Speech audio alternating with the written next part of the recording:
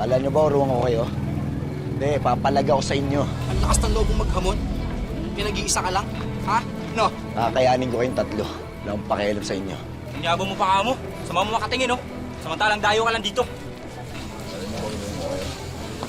Papalaga sa inyo tatlo kayo.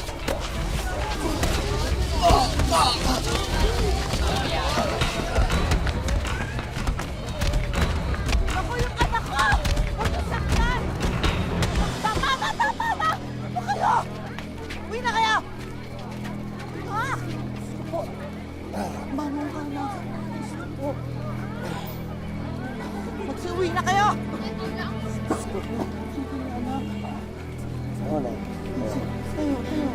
Sa'yo. Ano ba kaya nyo? Oh, halika na.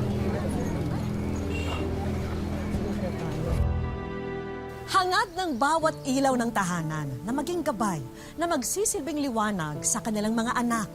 Pero sa kaso ni Nanay Lina, hindi niya akalaing ang sobrang pagmamahal sa anak niyang si Joseph ang lalo pang magtutulak para lalo pa itong masadlak sa dusa.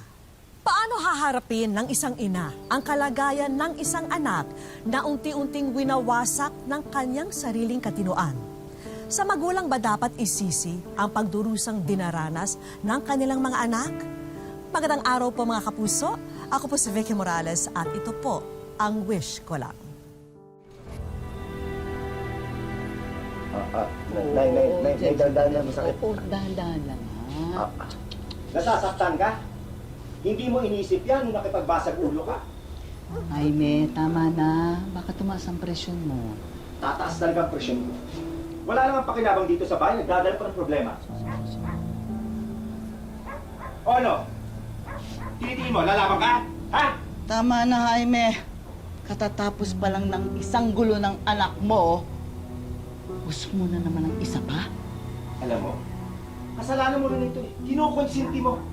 Mahiya ka naman doon sa mga kapatid mong nagbabanat ng buto sa Maynila. Ingay niyo. Tignan, kinakausap ko pa, tatalikuran ako. Hoy! Joseph? Kumay ka rito! Sige, sundan mo. Kaya nagkakasungay yan eh. Alam niya kasi may magtatanggol sa kanya.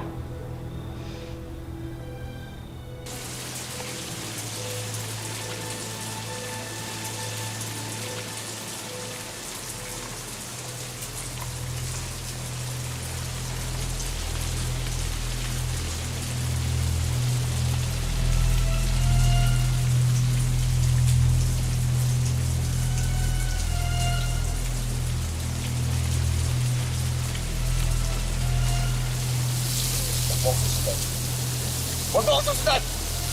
Sabi na huwag mo ako susundan eh!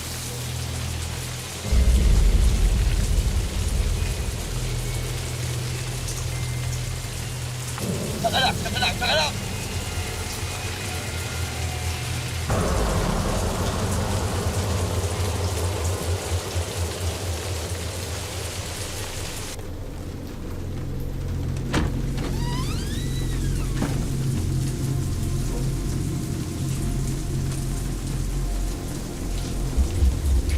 Diyos ko, anak. Kanina pa ako naghihintay sa'yo. Tambas-ambasa ka. Ano nangyari sa'yo? Sandali. Hihirang bata ka. Oo. Saan ka ba nagsusuot? Upo ka muna. Palit ka. Mamaya niyan eh. Sinipong ka. Nagnilagnat ka. Tulungan mo nga ako. Uy, bakit di mo ako sinasagot? Tanggalin mo yan. Taas mo na yung kamay mo. Anak ko naman, ano ba namang sakit ang ulo itong dinadala mo sa akin? Ha? Oh, ha? Anak, bakit mo hindi ako sinasagot? Oo, ikaw nang pakain ng baboy, tapos ako na mag-iigip. Oo. Psst! Kamahingi. Marinig ka ni nanay eh. Ano ba? Ikaw makulit. Ikaw makulit eh. Saka ba? Sabi na huwag kayo makulit eh. Huwag ka makulit. Lumayo kayo. Ano ba? Lumayo. Lumayo kayo sa harap ako. Lumayo ka.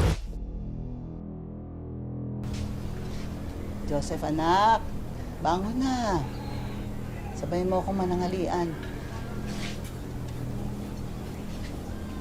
Anak. Sina.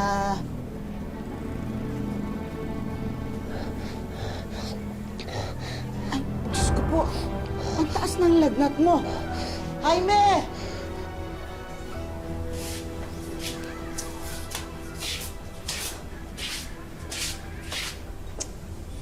Marcelina, magpirme ka. May sakit ang anak mo, nilalagnat. Alam bang pigilan ko ang sarili kong huwag mag-alala? Bakit kasi hindi pa natin dalhin sa ospital? Gipit nga tayo. Pagkain, wala tayo. Ospital at gamot pang iniisip mo. Eh anong gusto mong gawin? Hayaan na lang siyang ganyan. Wala nga tayong pera. Anong gusto mong gawin? Mga kapatid niyan na nasa Maynila, hindi pa nagpapadala.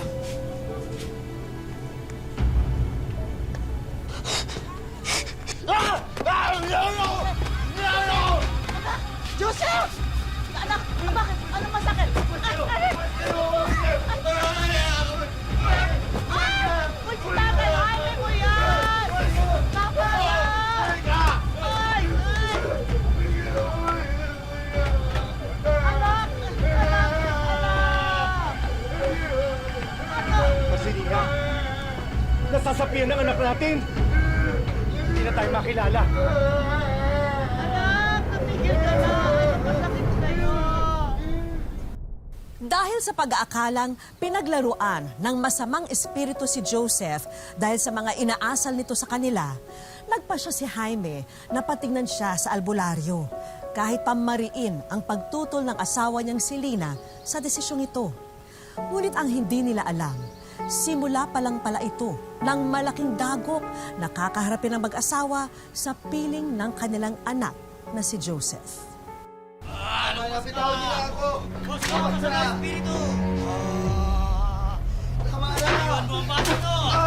Ano pa ginagawa niyo sa akin, Diyos? Sinasapian!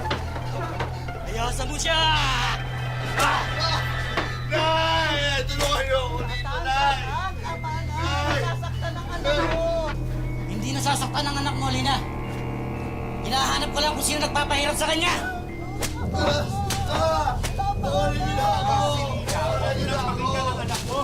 Itinuro ba siya magkakaroon? Ginagawa niyo sa akin! Ano ginagawa niya? Nay! Bawal mo ako!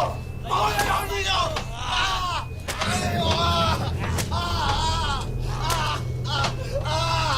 Ano ba ginagawa niyo sa akin? Hindi naman ako sinasabihan!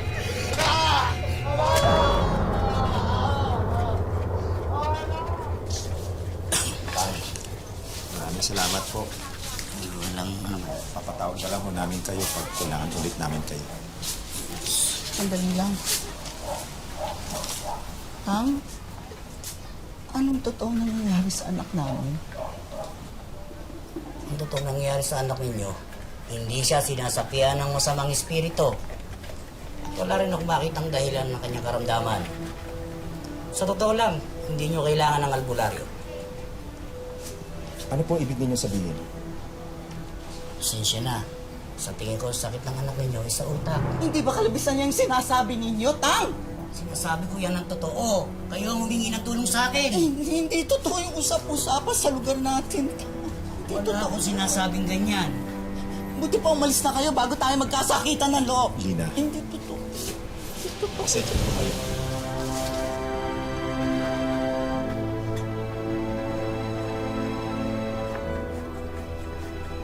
Higa na. Lina! Higa na. Ah, Tutuwa ka sa dala ko.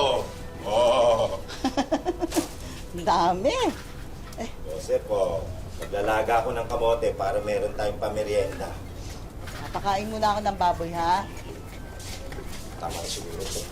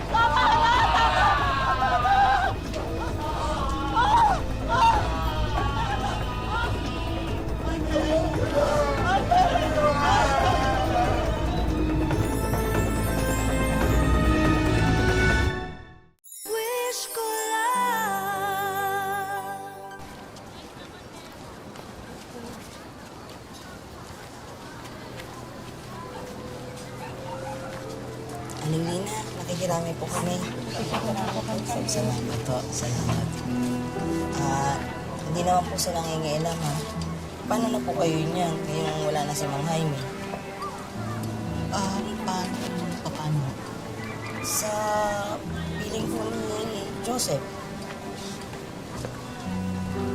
Mawalang galang na lang pero walang kasalanan ng anak ko sa pagkamatay ni Jaime. Aksidente lang nangyari. Aling Lina, alam naman po natin na alam niyo yung sitwasyon ng anak niyo. Bakit po hindi niyo na lang kayo siya daling sa mental hospital yun si Joseph?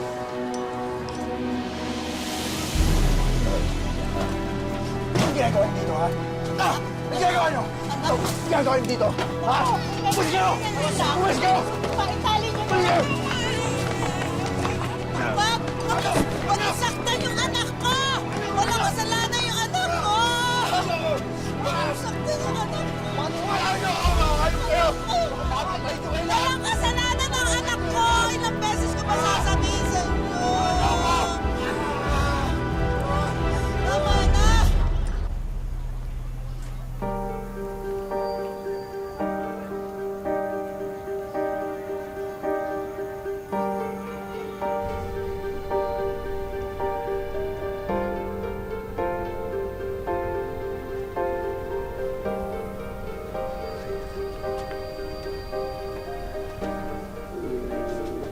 Nak?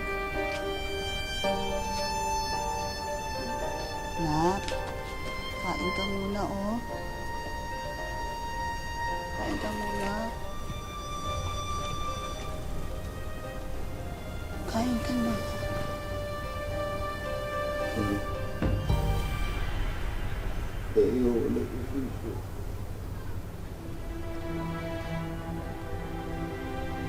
Balik na sa dati, Nay.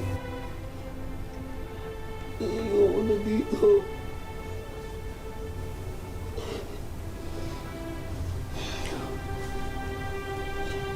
Ayoko na dito, Nay.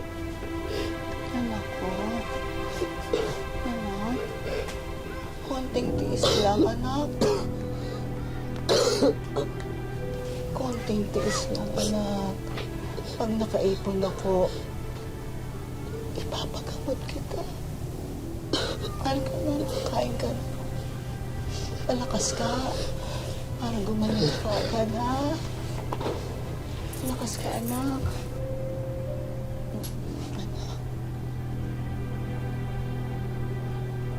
Sino ka? Ha? Ginagawa mo dito? Ha? Ano ba dito ako dito? Ano ba dito ako dito? Ano ginagalit sa akin? Ha? Ano ba dito ako? Ano ba dito ako? Ano ba dito ako? Ha? Ano ba dito ako?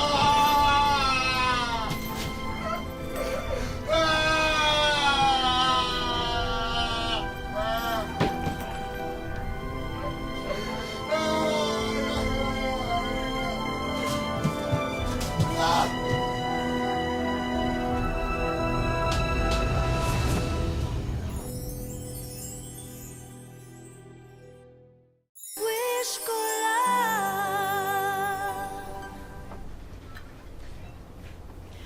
Hindi ko na alam kung anong gagawin ko. Bakit hindi pa kasi kayo humingi ng tulong sa barangay, Nay? Ilalayo niya siya sa akin. Mabuti na ganito na aalagaan ko siya. Pero Nay, paano naman kayo? Hindi na din kayo bata. Eh kung paano kayo? Nawalan na ako ng tatay. Ayoko mawala pa kayo dahil sa kagagawan ninyo ni Joseph. Huwag yung sisisihin ng kapatid niyo. Hindi niya alam ang ginagawa niya. Tsaka hindi naman yung ginusto yung ganitong pangyayari. Basta, Nay, kayo lang ang iniisip ko. Kapag may nangyari pa sa inyo, hindi ko na alam ang magagawa ko sa kapatid kong yan.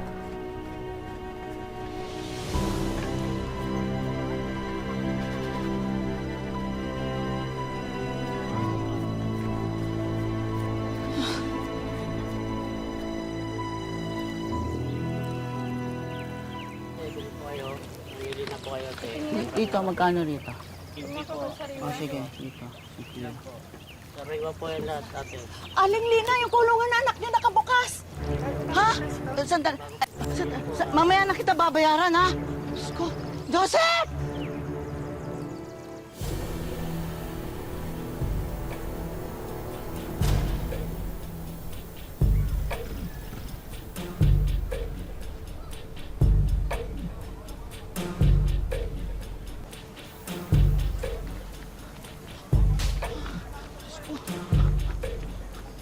Anak? Anak! Diyos ko mo! Anak, nasasaktan ako! Nasasaktan ako, anak! Aray! Aray! Anak! Nasasaktan ako, anak! Aray! Aray! Anak! Anak, hindi mo ba ako nakikilala? Ha? Hindi mo ba ako nakikilala? Nanay mo! Pagpatuloy ka na! Wag! Ay! Ay! Ah, Diyos ko! Ako!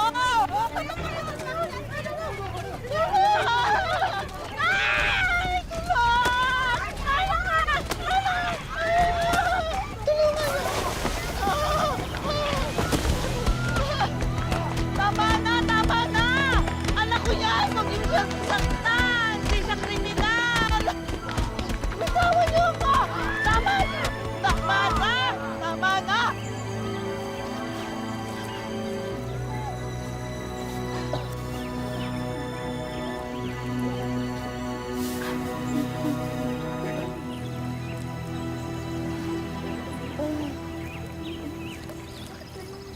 Hindi kriminal ang anak ko. Hindi kriminal ang anak ko. Huwag man kayo sa anak ko.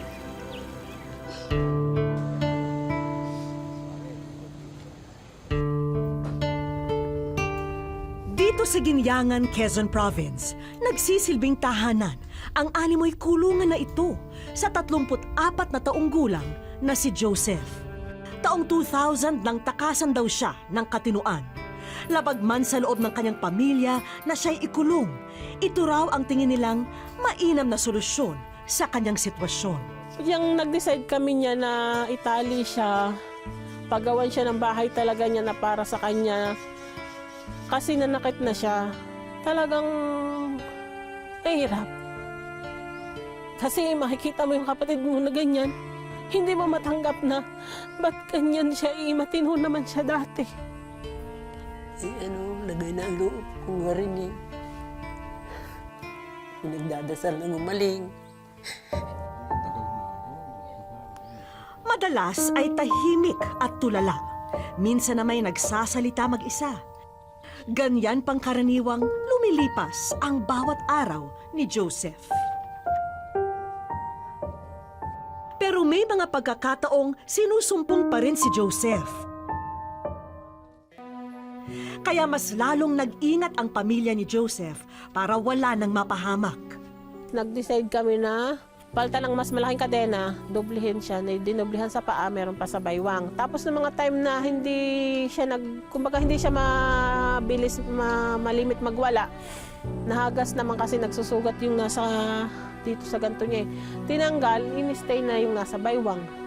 Hanggang ngayon, hindi naman na siya ganun ka-worse magwala na kasi malaki na yung kadena niya eh. Si Nanay Lina ang kasakasama ni Joseph sa bahay. At siya lang ang nagtsatsagang mag-alaga sa anak. Pinaliliguan, naahitan ko ng balbas, ginugupitan ko ng kuko, tinutulihan ko. Pag binigay mo yung brush, siya ang nagkukuskos. Di akala ang kinukuskos yung dikon. Bubusak ko na si shampoo, siya ang kukuskos.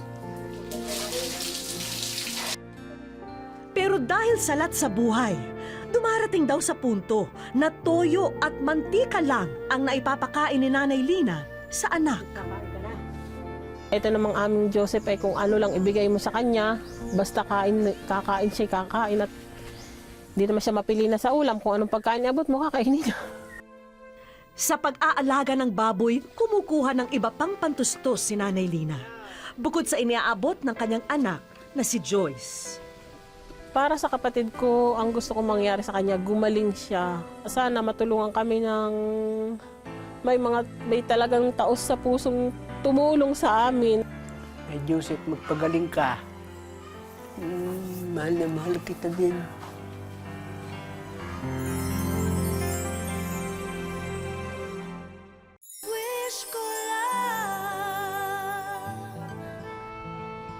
Isang team ang binuo namin na tutugon sa paggaling ni Joseph. Mga doktor, nurse, mga social worker, health worker, volunteer mula sa Department of Health at marami pang iba ang gustong maging bahagi sa Oplan Sagip Joseph.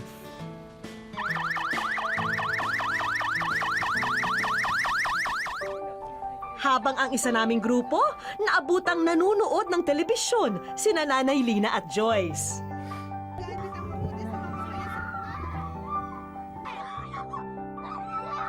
Tila nagkakaroon ng aberya sa palabas na kanilang pinapanood.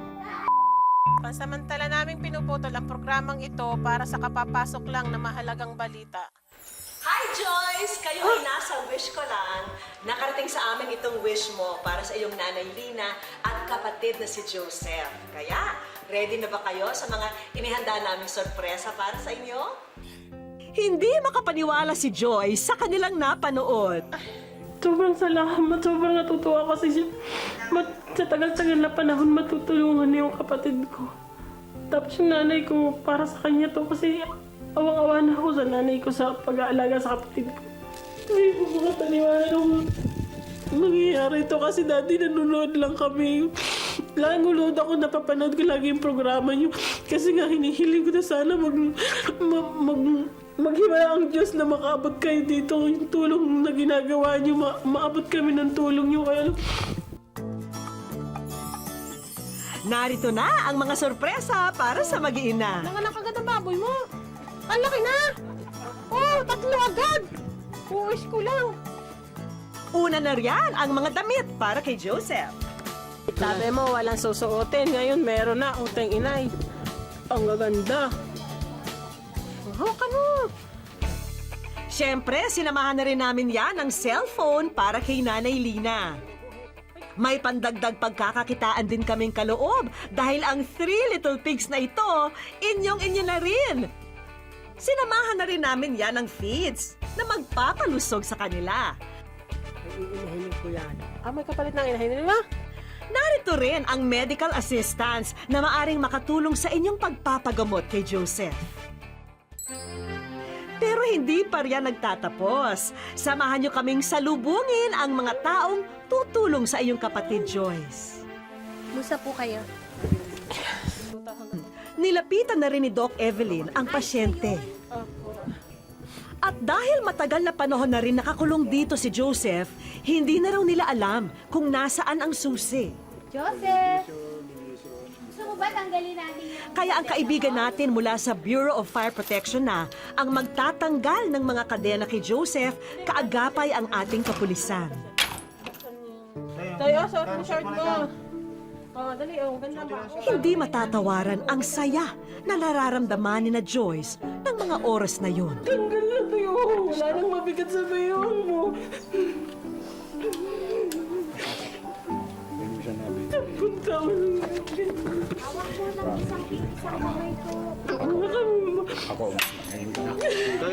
Ayan. Okay na tayo. Magana.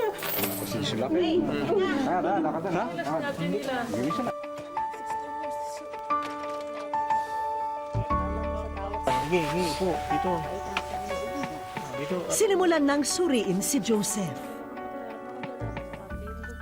Joseph, hawakan lang kita ha. Ha? Mula tutoy, mula. Ipapa-admit natin sa 13 Martires, no? Kasi kinordinate na ni Ma'am Paula. So doon siya gagamutin ng ng bungbo. Sobrang masaya po ako para sa kanya at sobrang nagpapasalamat po kami kasi mabibigyan na po siya ng lunas na tulungan po kami kasi kung sa amin pong pamilya hindi talaga po namin kaya na siyang ipagamot. Salamat sa mga tumulong sa inyo. Nakasabay na po na kasi nagaling na siya. This is a case of schizophrenia. So chronic illness siya, mental illness. So kailangan maggamot siya, madala siya sa mental psychiatric facility para magamot siya ng maganda, ng maayos. Mahaba-habang gamutan daw ang pagdaraanan ni Joseph. Kaya kailangan niya ang buong suporta ng kanyang pamilya. Sobrang napakalaki po ng pag-asa namin ngayon kasi alam po namin na may tumutulong na sa kapatid namin. May mga gamot na po siyang maiinom na magkukontagious na po yung pag-medical niya. Kaya umaasa po kami na babalik siya dito na okay, magiging okay na siya. Kaya sobrang thank you po. Sa kabila ng dinanas na hirap at pasakit ni Lina sa kanyang anak na si Joseph, pinatunayan niyang mas matimbang ang pagmamahal niya sa kahit na anumang dagok na dumating sa kanyang buhay. Dahil kasabay ng paghilom ng mga sugat ay ang pangakong may naghihintay na pag-asa para sa ating lahat.